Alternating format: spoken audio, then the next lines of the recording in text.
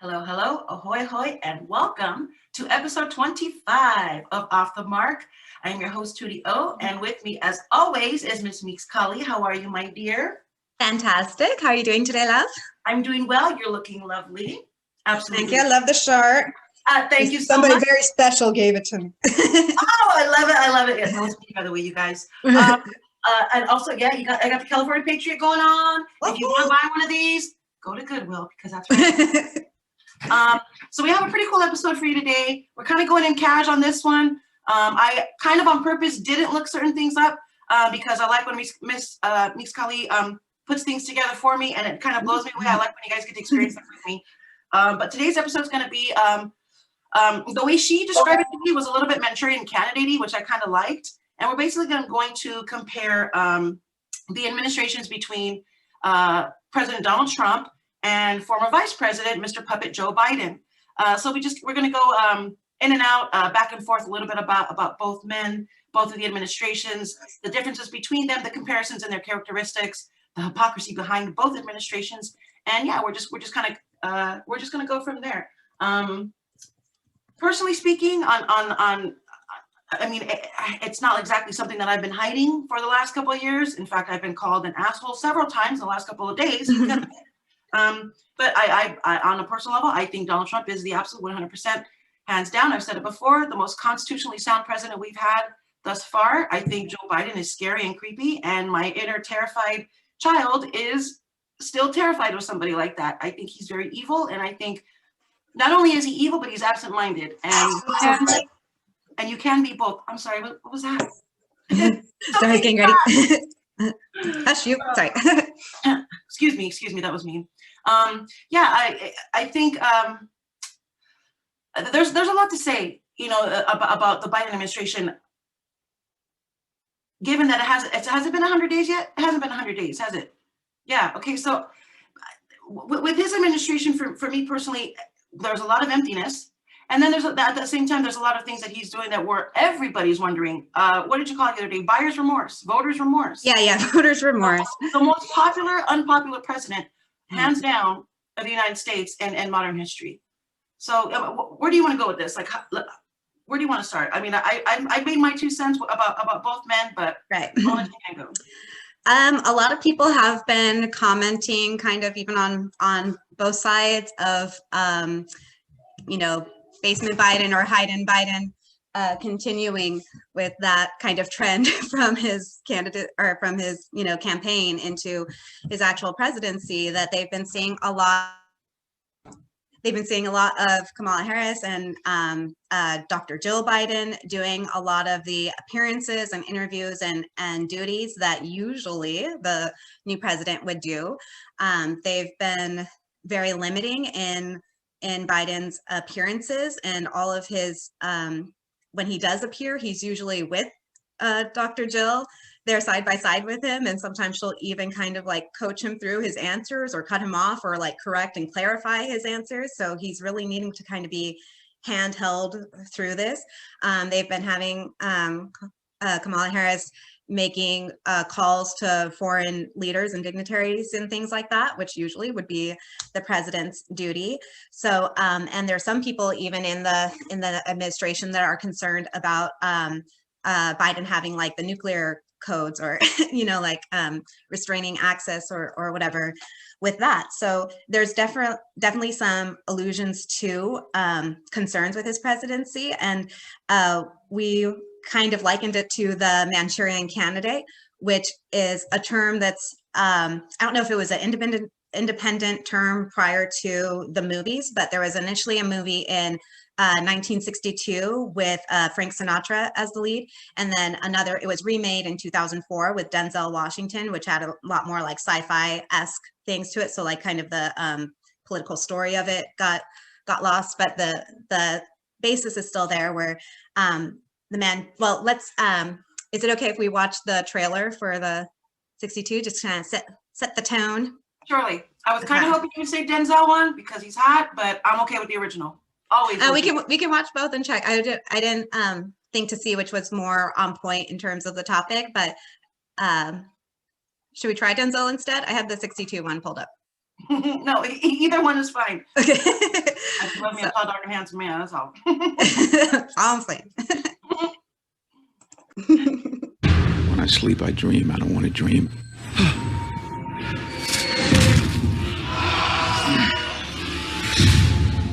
Something happened out there in the desert that night during that mission, and it's not what we thought it was, and it happened on my watch. We've been down this road with you before, yes?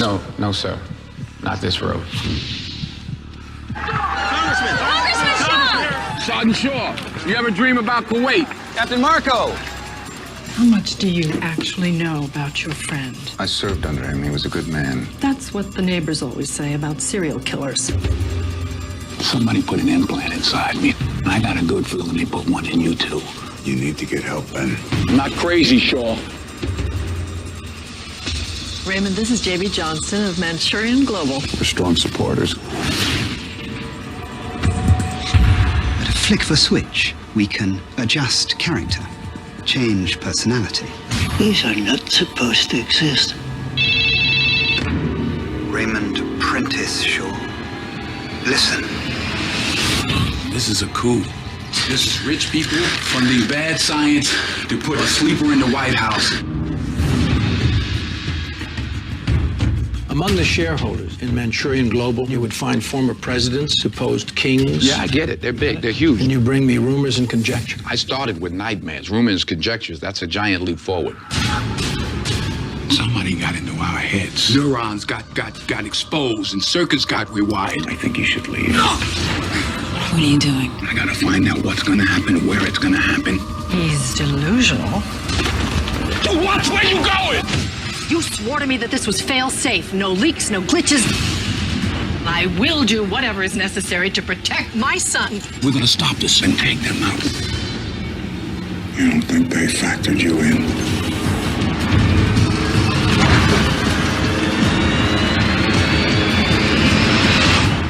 Hello, Captain. Do you remember me?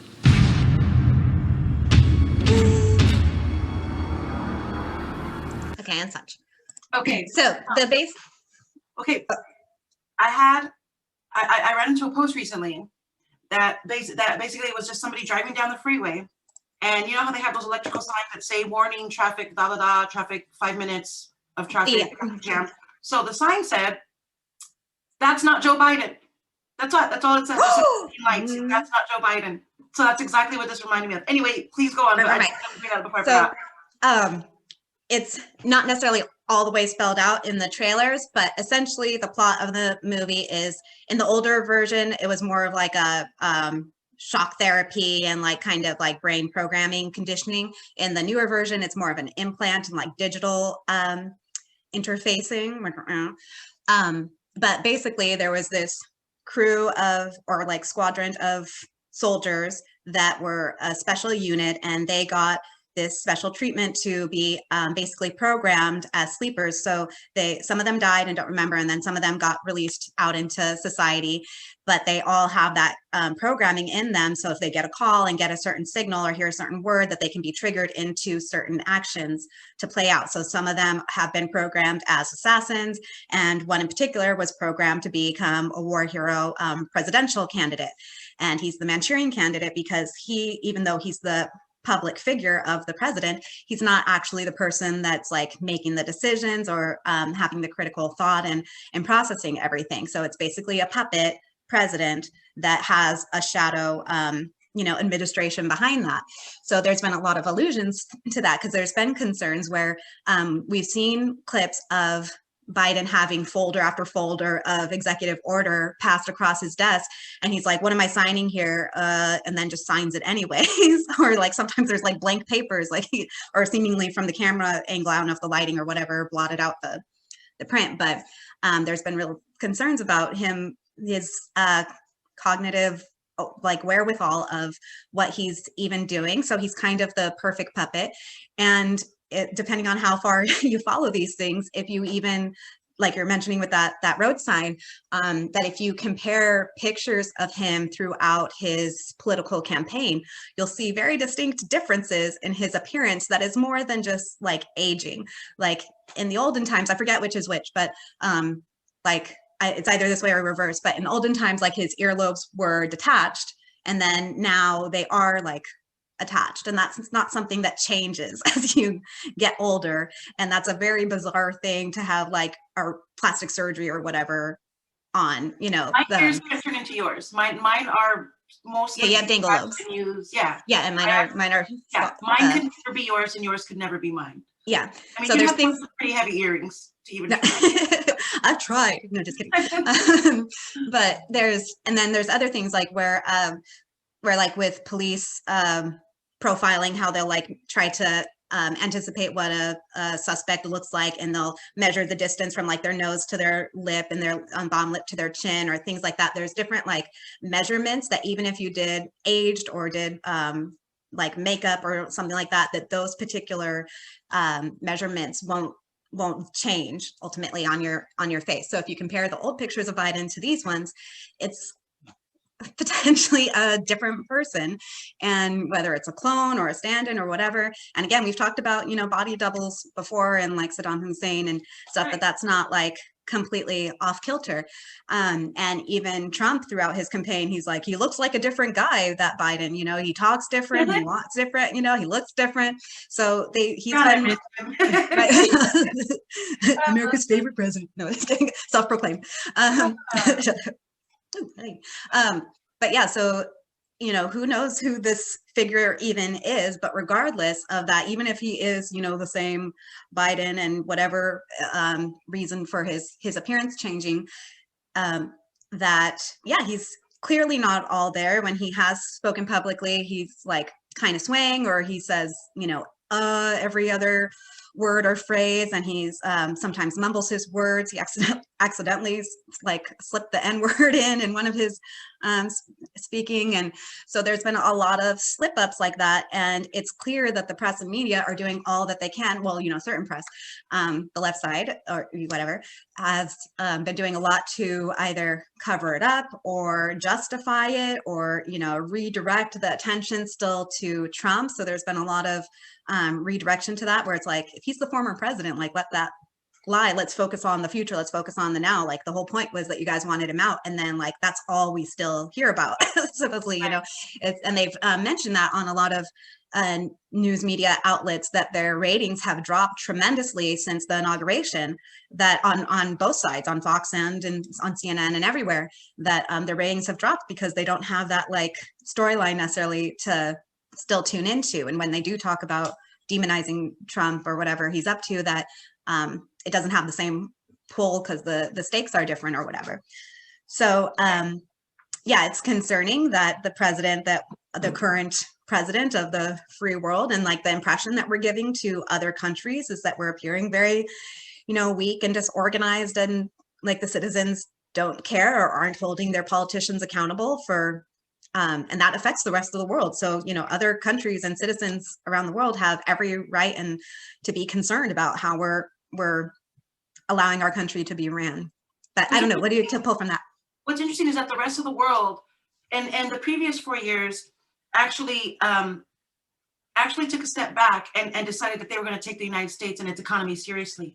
Donald Trump actually did a lot of these, which were controversial for God knows what reason, but he had the tariffs, he had several merchandise or marketing bans on China and whatnot. Right. Well, one of the last tactics or one of the last things he tried to do was basically take away TikTok from China because of the way China was utilizing TikTok in America.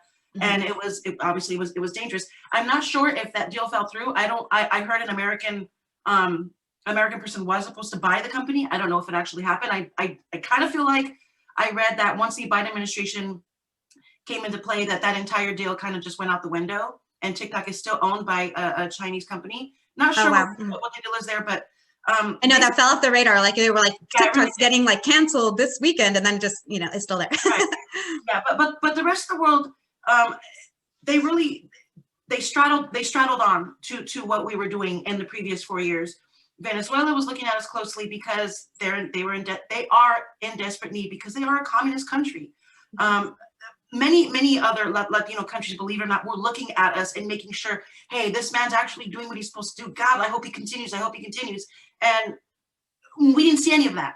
All we saw was, hey, he's racist and he's trying to build a wall because he hates Mexicans and he hates this and that. Well, let me remind you guys something. Mexico didn't want anybody else in their own country. The people that were coming from Guatemala, from other countries, and the caravans that were happening, Mexico didn't want them there.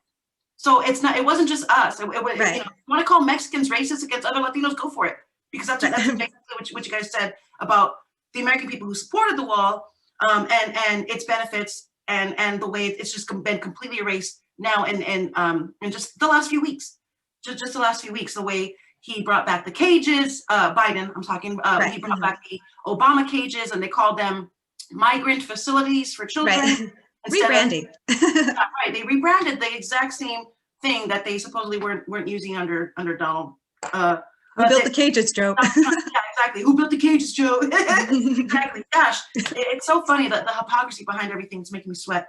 The Syria thing, like the Biden's bombing of Syria, and how it's completely like mute on criticisms of that when Trump did it, as presidents are beholden to do or whatever in their other contract, that it's still continuing on with this agenda behind the scenes of what we as the American people think are, our agenda for America is, our trajectory. Like they have their own, checks and balances in relation to world affairs. So whatever that was, our dynamic with Syria has continued, and it was attributed solely to Trump, like never mind our past relations with Trump, with Syria prior to Trump and after, but it was just all allotted to Trump, of him being racist, him being this or that, or a war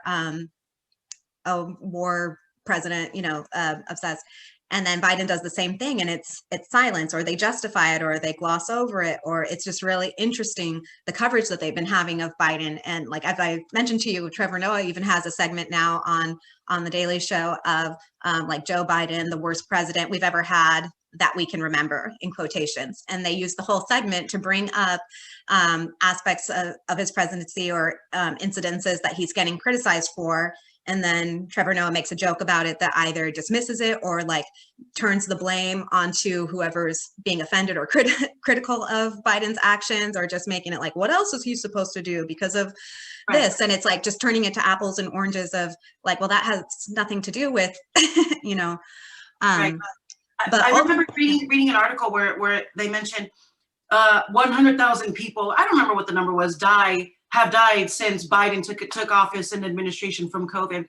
And then I posted it without comment, without any caption, nothing. And then somebody commented to me, well, what is he supposed to do? He can't work miracles. Is that what you expected Donald Trump to do? Work miracles? The death toll kept rising. They had a damn counter on CNN, for crying out loud. President. So you expected one person to work miracles, but this new old guy in office can't seem to work the same damn miracles. But when we're already a year in and should have our bearings more. It's ridiculous. Exactly. Thank you. It's been a year. And by the way, happy anniversary, everybody. It's been a year. Yeah. Happy birthday, COVID, right? If you're still wearing a mask and you're doubling up, I'm telling you, hit me up, man. I can use some money. I can sell you something. Whatever you need. Whatever you need, I got it. I got you. I promise. Because I feel like you believe anything at this point. And another thing, back to Syria, January 20th, when we were being erected, or what is it called, the insurrection was happening. Our country's being attacked by QAnon or whatever they were saying. We were busy attacking Lebanon. Right. Immediately, the second he got it, he was inaugurated at 12 p.m. By 3 p.m. We had 3,500 troops in Lebanon for no reason. Right. For God knows what reason. These people walked into office, fangs drooling for war. Right. For God knows what reason. We had 4 years of no new wars with Donald Trump on purpose, negotiating with North Korea. Why would he negotiate with North Korea? What is he trying to be, a dictator? And yet here we are, 4 years later, not nuclear bombed. Thanks, bro. Thanks for the solid. But these are things that people aren't seeing. People aren't seeing because it's not being exposed to them. It's absolute silence. What happened the other day? Biden, him and Nancy Pelosi. Oh, Pelosi, yeah. Zoom. Okay, Nance, well, I guess I'm done now. If you need me to answer questions, I can answer anything you want. Fade to black. Gone. Yeah, close curtain. Just cut him off at the end of the sentence, no segue or anything. They're like, oh, hush, he's off script. We don't have a prompter for that. What's cool is that when Donald Trump went off script, he got in trouble for it a lot. And yes, he's an asshole and he says some asshole things. Mm-hmm. But one, he was hilarious, and two, he never said anything that was so off the wall controversial that he actually put the entire country in danger. Right. And that includes this insurrection thing that just happened, as he called for peace his entire speech, and yet they still try to say that he encouraged the violence throughout the entire campaign. That's all he ever got, and yet he still stood his ground. He still spoke like an asshole, and he still didn't really say anything that he had to ever retract or take back. They were all very fine people. If you take that out of context, we could understand where people are coming from. And that's the entire thing about Donald Trump in his speech, is that maybe he sounds like an ass. It's not what he said, that's how he says it. And I get that all the time, so I understand where he's coming from with it.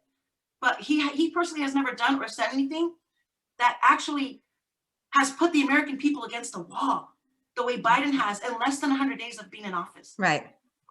$4 for gas, out of just like that, almost. $3.45 a gallon, when just a few weeks ago it was $2.93. Right. How did we go up 50 cents? Why did we go up 50 cents? 2, 5 cents, 7 cents, 10 cents, 15 cents. Okay, maybe feasible. An entire $0.50. None of this should be making any sense to any of us right now. We should be pissed, especially if you voted for him. And if you didn't vote for him, you should be even more pissed because your vote didn't count either way. Right. Yeesh. Damn, I bet you this, if YouTube watches this episode, I bet we will get pretty tagged. Saying all the key words. Let me go through the list.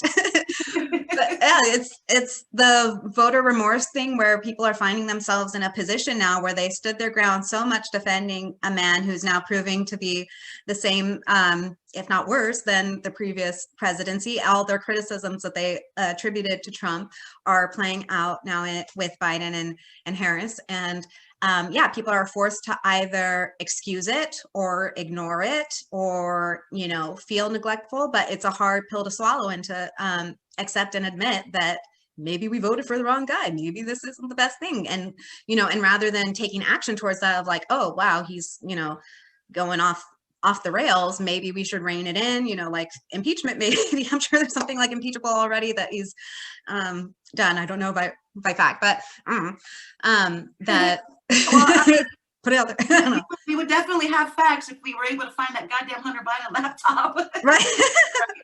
I mean, he's a criminal. That got buried. And we'll find it eventually, I hope. Fingers crossed. And I forget how much they said for the big guy that was going to be cut off.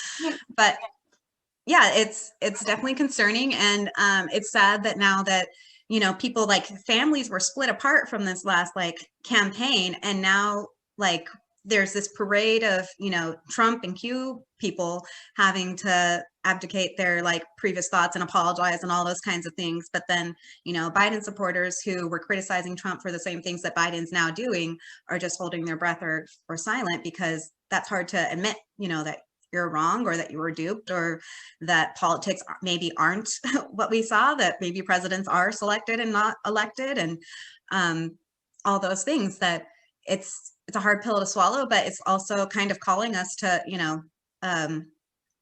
I guess, mature as a country, of holding our politicians accountable and really being involved. That it's not enough to just dismiss it of oh, Biden's in charge, we did the election, and so now things are going to be good, he's uniting us. And Biden's made a bunch of claims of we didn't have the vaccine before I was in office, which he even got his own first vaccine shot before he was in office. So it's you should remember that, and even his speaking to the challenges with the vaccine, he's we don't just need enough vaccines, we need enough vaccinators. We need the people who put the vaccine into your arm. It's you mean the doctors and nurses and stuff? That are there, the essential workers that we've been protecting this whole time. So yeah, and then there's, like you said, with taken out context, Trump's comments of fine people on both sides. Of course you don't want to dismiss or excuse violent behavior, but that's more of a uniting comment to be you can't just blanket this entire group of people as bad and this group of people as good. He's saying that in every sector, no matter what it is, there's fine people and there's bad people, no matter where you go in any group. That's more truthful and transparent and authentic and uniting, as opposed to Biden that was Black people are like this, like that Black woman at the grocery store that's stocking the shelves, and Black people and minorities can't figure out how to get on the internet to book their vaccine appointment. That's the problem. That's why people aren't getting vaccinated. Those minorities just don't understand technology. And so he makes these blanket statements of an entire people, but that's uniting. And during Black History Month, no less. What I don't understand is I will never understand how people claim to know history and they still can't see that basically what's being put in front of them is a modern day colonization. Absolutely. Here, let me help you, minority. Let me help you, Latino. Let me help you. White man's burden. Just never ends. Never ask for your help. Not once. Never ask for your help. You know what I mean? And that's not the, and the thing about that is these people aren't they're the worst of the worst. Because they have no intention on helping somebody without a camera around them. Probably a good 8% of them they're not helping for any other reason but for a selfie. And two, if you dig deep down into it, if you don't accept the help that they're giving you the way they want you to, the racism comes out right then and there. I promise you. I've seen it with my own eyes. I felt it with my own eyes and ears. You know, Latina with hoop earrings, kind of chunky, has 3 kids. Yeah, I don't look anything the way I sound when I try to speak politics with somebody, and if I happen to have one up on somebody, oh, that's enough for them to be like, well, it's enough for the racism to come out. That's right. That, you know what I mean? I don't look the way they expect me to look, and it angers people like that.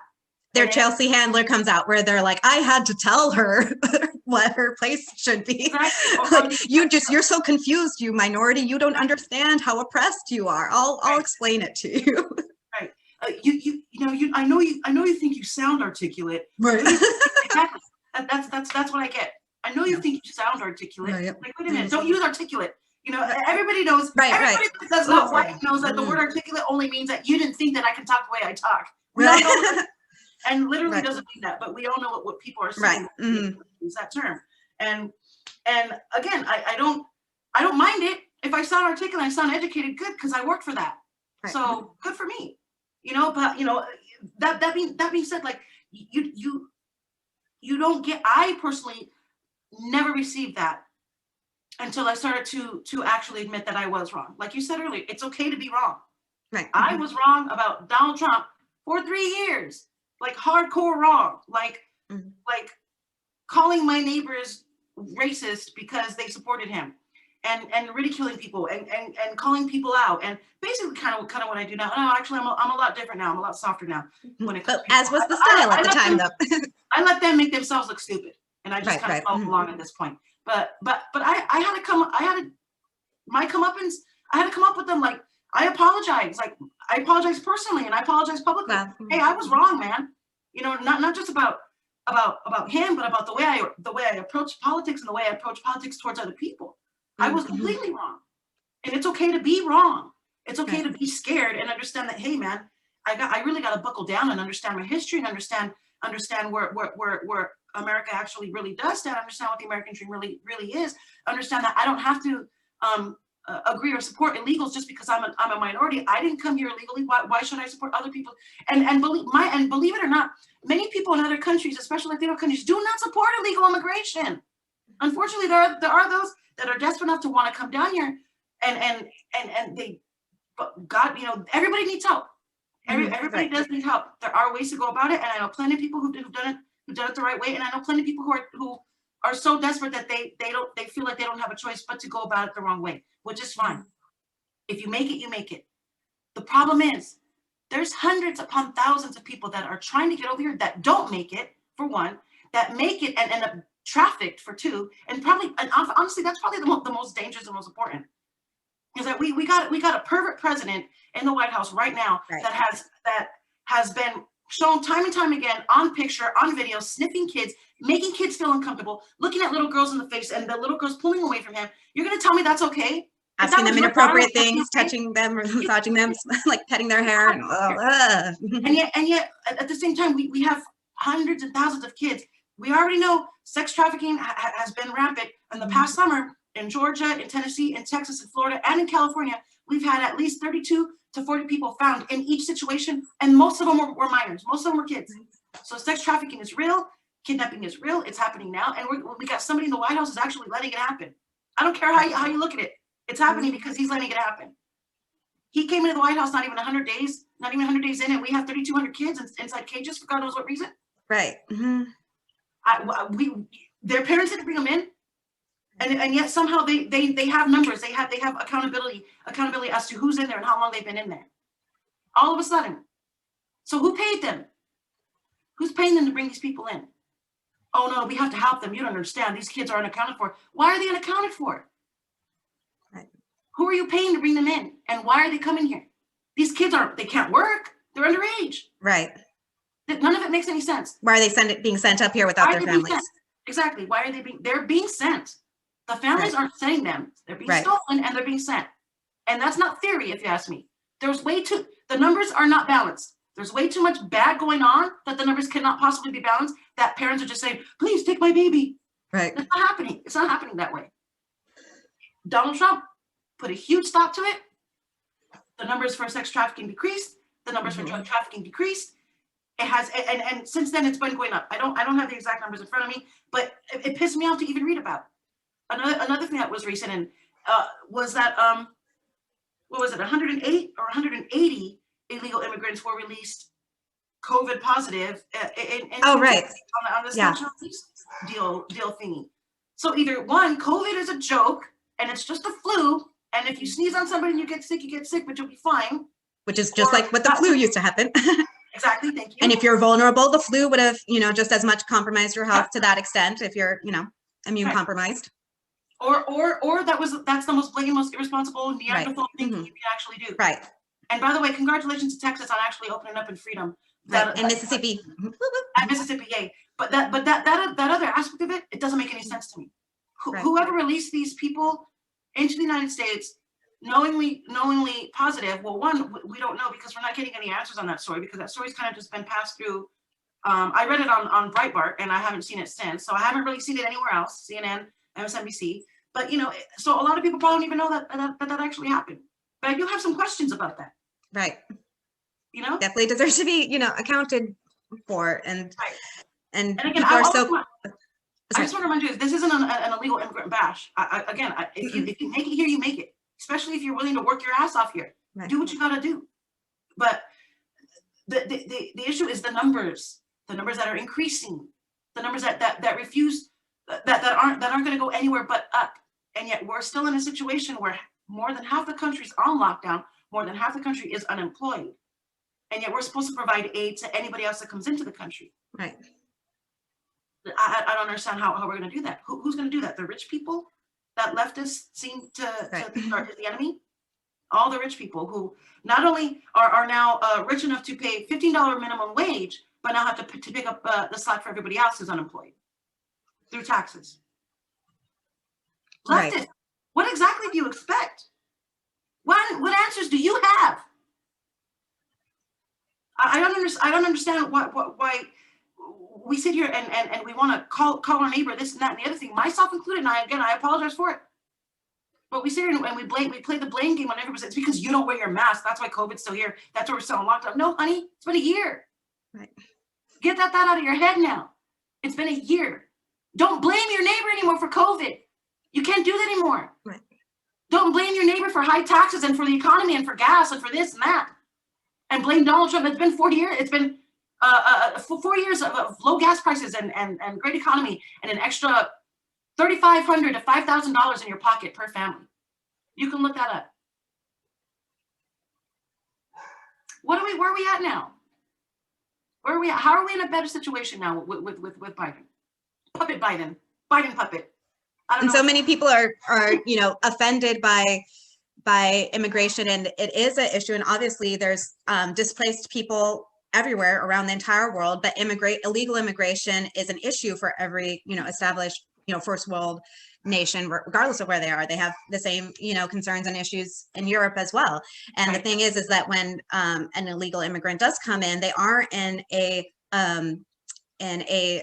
more desperate situation where they don't have the same, the American dream isn't readily available to them by coming in that way. So they are funneled into these different like sectors of American society and don't have that same opportunity. And it's just like other areas of our country and culture where we're putting a Band-Aid without like, we're trying to do little fixes on the problem without like stopping the core issue of it. So all these countries where people are immigrating from, they wouldn't have those dynamics if America didn't have, you know, its colonial and imperialistic dynamics throughout the world, you know. So if you fix the economy in that way, and if we didn't have the Federal Reserve and all these different types of foreign policies, then those countries wouldn't have so much of their wealth and resources robbed from them in such a disproportionate way that they needed to escape the prison that America created for them in their own homes. So rather than trying to figure out how to funnel in as many people into America without the like regulation to really support them to make sure that you're, you know, able to have the American, you know, the basic human rights that the Constitution provides for each of us, that it is just creating this kind of second-class citizen that we're allowing. And, you know, America has a history of being built on slave labor, and we're basically just allowing that to continue, because a lot of people then do work, you know, under the table and are able to, you know, be, manipulated in their income and things like that, or do work that's not fair or whatever. So yeah, we just have to really get solution oriented of like, what is the real root of the problem here? And I heard a video about Davos, the, you know, big philanthropic meeting that, you know, billionaires and corporate, you know, world leaders and all those kind of things attend to discuss the future for the world as a whole. And people have likened it to having a like fireman's convention, but you're not allowed to mention water, you know, as a solution. So that's basically what they're doing, is finding ways to just pass around their wealth more from them, more between them, and extract it more from the general populace. And then that's considered philanthropy, when really, like, you know, they're saying, here's your stimulus, but no, I don't want your stimulus check. I just want to open my business. Let me go to work. You know? Exactly. And on top of that, the stimulus has been changed again. And I agree 100% on that. I'm not rich by any means. In fact, I probably have like $23 in my bank account right now. I still don't want that damn stimulus check. I will figure it out for myself, because honestly, what is that going to do for us? Everybody's sitting there pissed off all week because he keeps changing. Oh, it was 2,000, now it's 1,400, but now it's only 1,400 for a select few, but now it's only going to be 1,000 for a few. You guys sitting there getting pissed off on it, when, you know, what we really could be doing is figuring out things on our own. Getting together with the community in the neighborhood, watching videos on how to grow your own food. You know, it all sounds like too far of a reach. I get it. It really does. But what else are we doing right now? Sitting and waiting for a fucking $1,400, excuse my language, for $1,400 check that we've been waiting for over a year now. We got the first one, they're like, okay, you guys are fine. and we weren't fine back then. We were pissed off still even then because it wasn't enough. Now we're waiting for, I don't know. God knows what we're waiting for after a year. I don't understand why more of us aren't pissed off that it's been a year and nothing has changed. I don't understand it. I don't know where our heads are at. And now they're pushing this HR 1 for the People Act, and it couldn't be more blatant, like branding of just misleading us into this doublespeak, when a lot of the things in that act are just a laundry list of like wish lists for, you know, supporting these different initiatives that are going to take years to like unfold. It's nothing about immediate relief to the current like state and status of the world that we're in with the pandemic. And now Biden's even saying that we're going to have enough vaccines for every adult to be vaccinated by May, when at the same time, like now even the CDC is having to report risks about taking the vaccine because they've had enough, you know, people have adverse reactions to it. But at the same time, they're going to push this, that, you know, pretty soon everybody's going to have the vaccine. So who knows, by May is when they might start to turn the switch that they've been talking about the COVID pass. Piers Morgan did a post recently where he was really applauding the idea of a COVID pass and like, yeah, we need to punish all those people that are like anti-vaxxers and vaccine deniers and those that are being irresponsible citizens of society, that they deserve to be just basically expatriated and not allowed into public venues and things like that if they can't be a responsible citizen. And that post got like 23,000 likes. Wow. It's like, where are these people's heads? You're saying it's okay to tell your neighbor they can't go into their grocery store to get food unless they've been forcibly vaccinated against their will with some like project, you know, mystery cocktail of who knows what that's been rushed. Has, you know, generally it takes 5 years, you guys, to go through all the tests and processes and see like the long-term effects and all of those kind of things, do double-blind studies on a vaccine. And we haven't had that. All we know is that these very wealthy companies like Johnson & Johnson and Pfizer, who have had a slew of cases against them or for in the past for, you know, misrepresenting their product or injuring people and all that kind of stuff. And because they make so much bank and are so protected by these types of things that like you can't sue if you take the vaccine and you get injured by it. Like there's, you know, protection against vaccine injury that the companies aren't liable. And yet they're going to force us to get it in order to, you know, and so I'm curious even about all this publicity that they're having around the vaccine of like, oh, people can't get it. And younger people are trying to pretend to be old so they can like quicken their place in line. And people are standing in line for all this time. Like, I don't know how true or not that is. Like, I get kind of a mixed bag when I'm out with the people of, you know, who's for the vaccine or not. But it does do this kind of like forced supply and demand of, if you make it seem like, oh, like, you know, not everybody's going to get the vaccine, hurry up and get yours now. Like it's doing that kind of forced obsolescence type thing where it's making us want it because we're afraid we're not going to get it, or whoever's, you know, like triggered by that. They're like, oh, I guess I better sign up now so I don't like miss my chance. It's really hard. It's hard to gauge. I like I said before, I like to gauge situations like that on Facebook and go from there. But even then, I've noticed that, like, even by going to the Long Beach, California page or whatever, and then they post random questions from people around the community. Hey, I'm just wondering. I'm 63, and I was wondering when the vaccines are going to be available because the convention center has been closed and this and that. And so I've seen more and more of those lately. I've seen complaints about how people have been waiting to get theirs and they can't. Right. All older, all elderly folks. Yeah. I don't know, man. Elderly people don't normally get vaccinated for anything aside from the flu. Do I equate this to a flu vaccine? Or I've never seen anything like this before, where we're old people, where we're so trusting of the government to the point where, yes, please put a needle in my body. I'm old. Right. Right. I've never seen that before. I'm like, am I smarter than old people? Like, I don't. But when did that happen? Like, I mean, I seriously have never seen that before. Now, I mean, my mom got the vaccine. She works for a hospital, so she's essential worker. So, you know, she was in that situation. Thank God nothing happened to her. And she got both doses, but she wasn't right there like, oh, I need to get it. You know, I'm freaking out. Like, you know, when her time to get it, when her time came to get it, she was hesitant. She asked us, what should I do? I don't know what to do. I feel fine. I don't think I need it. This and that. She ended up getting it anyway. And again, she's healthy as a horse, so she did fine with it. Right. My thing is I've never seen that desire. I've never seen anybody be so trusting and so afraid of something else that they're going to be. I mean, even after 9/11 happened, everybody was apprehensive about even just taking off the damn shoes at the airport. That was a big deal for people. I don't know when that shift happened where we're so like desperate to be trusting of the government. Maybe 9/11 was the beginning of it. Of we're scared. So now, I mean, let's put it this way. In my personal experiences and in my own trauma, if I get too comfortable, I freak out. Because the second I get comfortable is when, boom, something bad's about to hit me. Something bad's going to happen.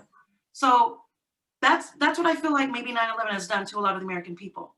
Is that if we get too comfortable, if we stop being afraid too much, then something big's going to happen again. And we're just constantly waiting for the other shoe to drop. Right. And I think that's what happened. I think that's what happened with 9/11. I think that's what happened with a lot of the mass shootings. I think that's what happened with COVID.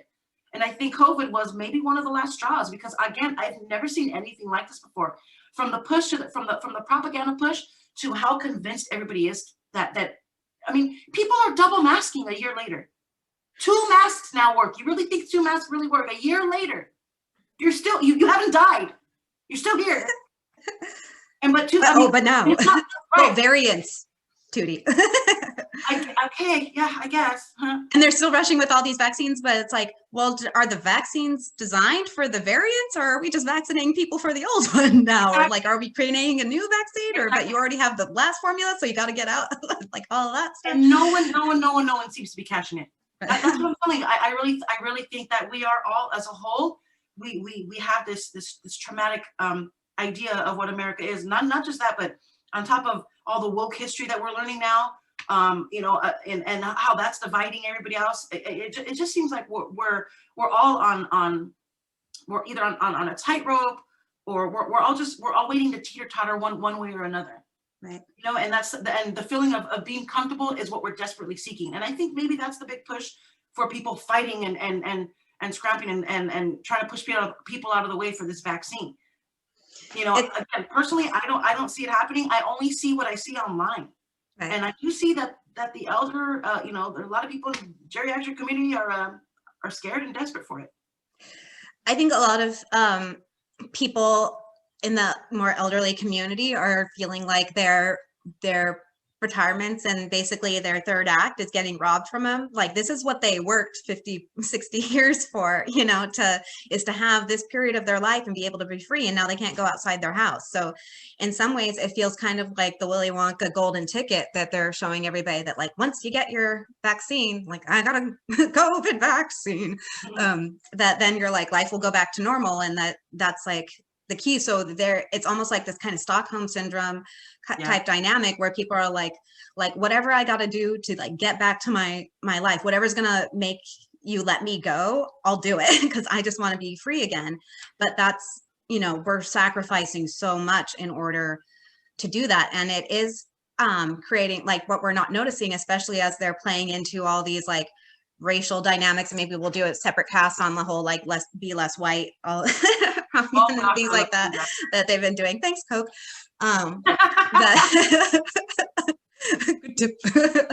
That people aren't realizing, because we have such this impression of this racial divide and like ethnic disparity or whatever, that we're not realizing that the plantation has expanded to include most Americans. So the same dynamics that you can imagine or that historically occurred in a plantation setting of like having the house slaves and the field slaves and the making an example out of somebody, and all those kind of dynamics that you use to whip a large people that you otherwise wouldn't have power over, to put them into that state of submission, they're exercising on us now. So we have the house slaves that are like vaccinated and wearing their mask and being good citizens, and they get to virtue signal to all the rest of us. And those are the ones that are going to be able to have their business open and do the hiring and get to call the shots for all the other slaves. And then there's ones that are just like trying to pummel through, do their work, like follow the rules enough to not get reprimanded for it, but not so much that they're going to draw attention to themselves to try and play the game without completely like selling out their soul or have some like, cognizance in their decisions. And then there's the whole class of people that are actively trying to rebel and overthrow the plantation. And those are the ones that are getting made example of. So, that's kind of the state that we're in. And until we realize that, like, we're all in this together in that sense, not in the, Biden and Harris and Pelosi type sense. It's for one act for the people act. Like, yeah, the Oompa Loompas are coming for us, not them. Right. What do you get when you get the vaccine? You will feel safe from the COVID-19. Oh, let's write one. Let's do that. We need to start doing parodies on this channel. Yeah, that was nice. That was nice. I'm impressed. Thank you. But yeah, it's coming, and they're dividing us, and until we like snap out of it, like it really is just these like sleeper cell, like the Manchurian Candidate, as it's like the other people in the squadron that were the assassins or those kinds of things, that or Agent Smiths throughout the society, that they're like programmed to reinforce the narrative when they're triggered by those key words. And, you know, and there's been such a characterization of the people that aren't following along with this new normal, the narrative, and like the Great Reset.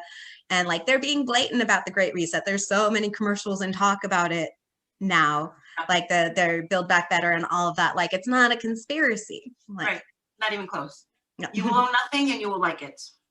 Mhm. Last thing I want to bring up is what you brought up to me earlier is the missing Jared Kushner from Trump's, I guess from Trump's posse that he's in right now. I have my own theories on what's to come in the year 2022 when it comes to the Trump administration. 2022, that's what I said, not 2024.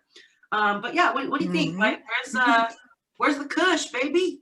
Where's the Kush? So, Mr. Kushner, who's the husband, of course, for Ivanka Trump and was very involved in Trump's previous campaign and this last one. And yeah, that he was very supportive of Trump, and that since Biden's inauguration that Kushner has kind of disappeared from the public eye. And so there's a lot of speculation of like, where is he? What is he up to? Has he been like dismissed or something, or was there some type of falling out between them?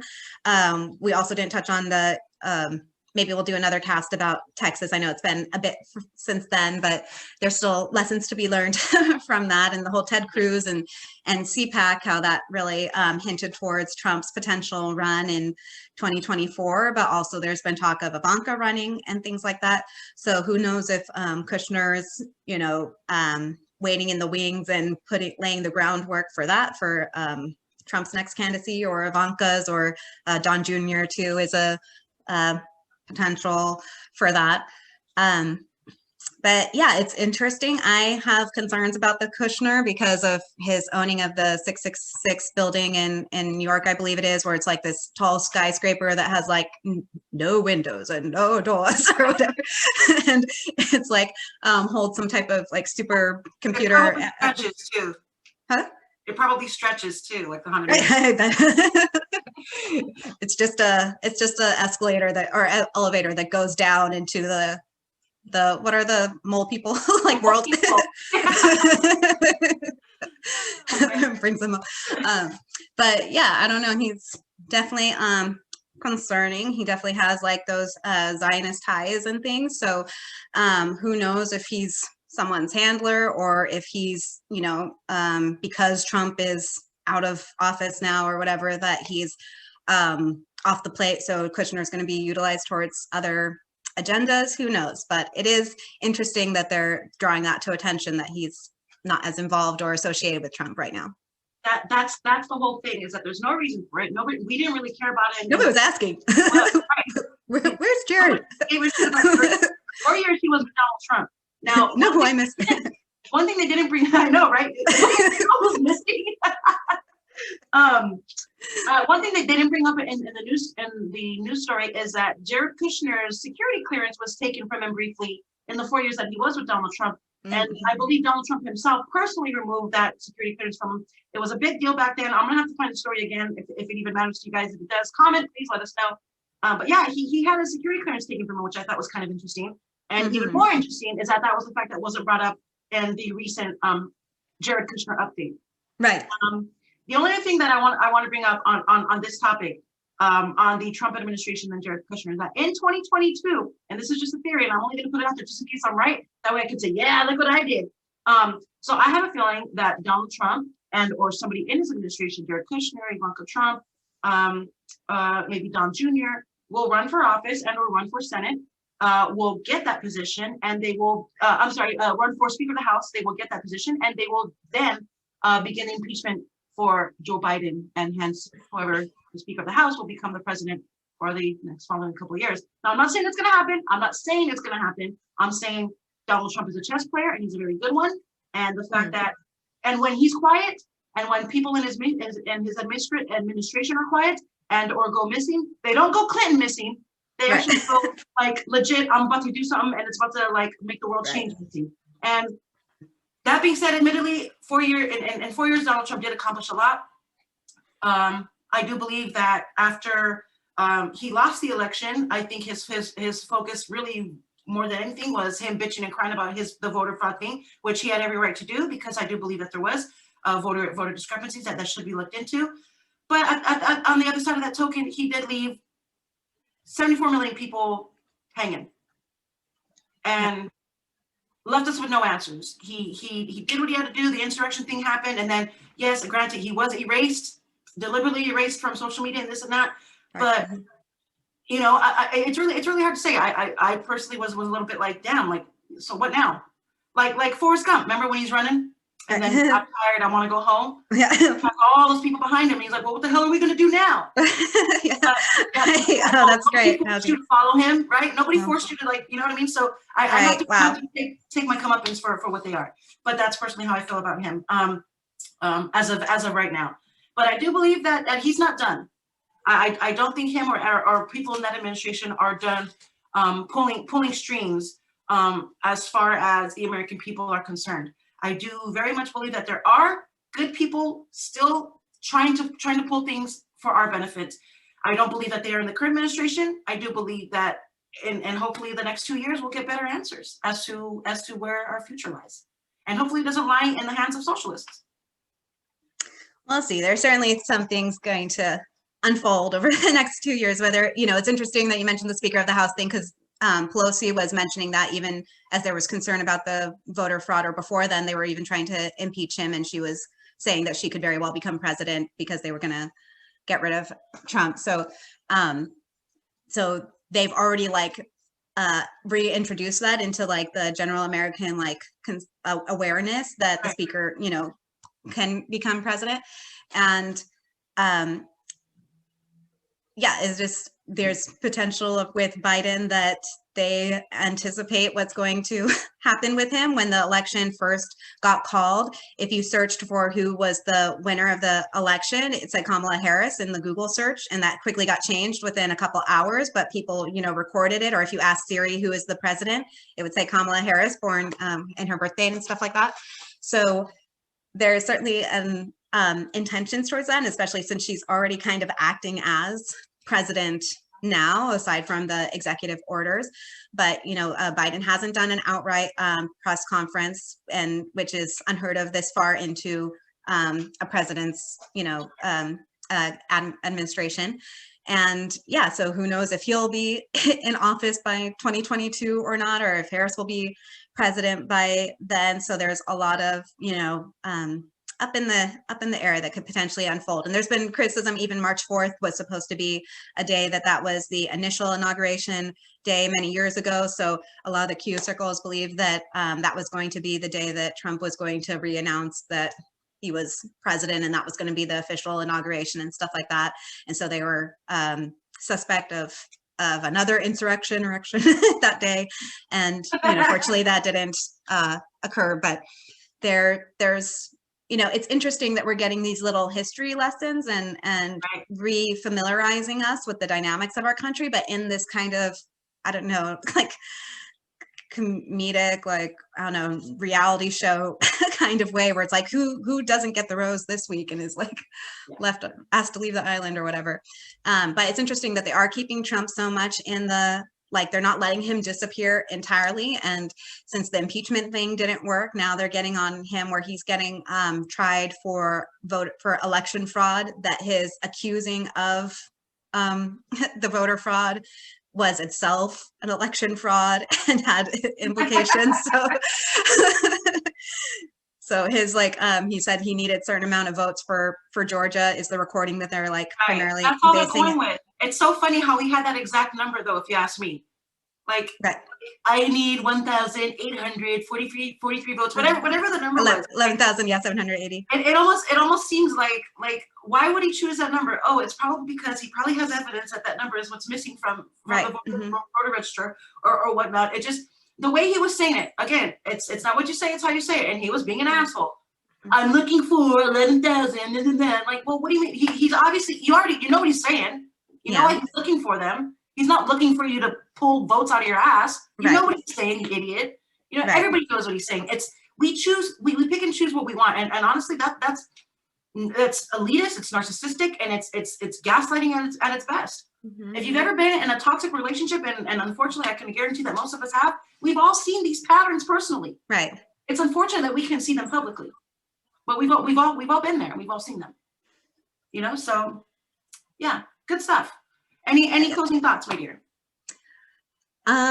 Yeah, just to, as always, to stay vigilant, and we'll continue to, observe how this unfolds, but just to stay empowered in what is tangible and the real works. And so instead of, waiting for our stimulus and all these type of the For the People Act to trickle down into actually helping us, we just continue to remind people to, fortify your home, make it a safe space, to find self-reliance in your resources and your income and your food and all of those things as much as you can, because the landscape is hastily changing, and that, we're not doing anybody any favors, I guess, by appeasing their short-sightedness, I guess. So not to be combative with it, but as much as people wanted your Trump supporters to be held accountable for their support of his views and actions, like, can't necessarily let the Biden people slide, not in a antagonistic kind of way, but like, let's keep the conversation going about it. Like, what do you think about Syria? That's odd, right? Like, oh, they cut off Biden on his interview. Like, that's concerning, right? Like, a president, whoever it is, like, shouldn't have the White House have to cut him off before answering questions, right? Right, for anyone, whoever the president is. That's odd.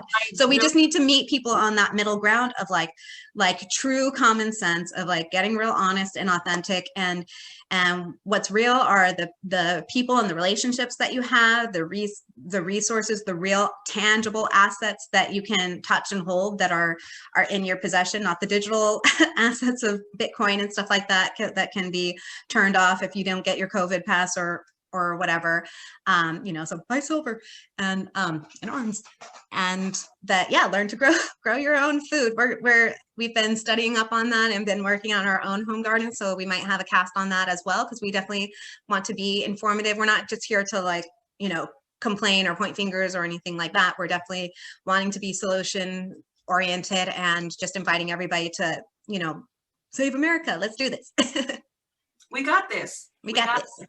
As she said, by silver, she gave me the greatest gift. She gave me bits of silver for my happy birthday, which I absolutely 100% appreciate.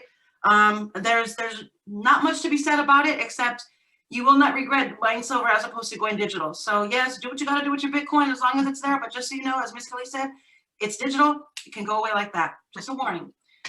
It's not to scare you, but at the same time, it should scare you. I mean, if that's where you're banking your future, I wouldn't. Again, I've been your host, Miss Tootie. Miss Kelly, thank you for all your hard work. As always, I've had a wonderful conversation with you. This actually is probably one of my favorite episodes we've done so far. Yeah, it's good. I missed you. It's been a little bit. Right, I missed you too. It's been a minute. We have slews of episodes ready to go. We want, again, as she mentioned, we do want to do Texas. I want to do a Newsom and Cuomo update. Oh yeah. If you've been watching any bit of the news, Cuomo's and on thin ice. Hopefully he's going to get the boot. Newsom, same thing. We are at 1.9 million recall voters as of today, being March 5th. I don't know what today is. Yeah. Okay. And we needed 1.5, right? So we're forever. So hopefully that guy's going to get the boot soon in California. Yeah. Hashtag recall Newsom. Patreon.com/offthemarkcast. Twitter, same thing, offthemarkcast. Catch us, donate, join us, feedback, follow, subscribe, all of it. Please do the works. Again, stay focused, stay vigilant, know your history. Keep those keywords in your head, because when you watch the news, you're going to hear them, you're going to see them, you're going to understand the repetitiveness, you're going to understand it's propaganda, and you'll be red pilled / black pilled with us, and I feel sorry for you. And I'm your host, Studio O. Keep the peace. We love you guys. Bye. Love you.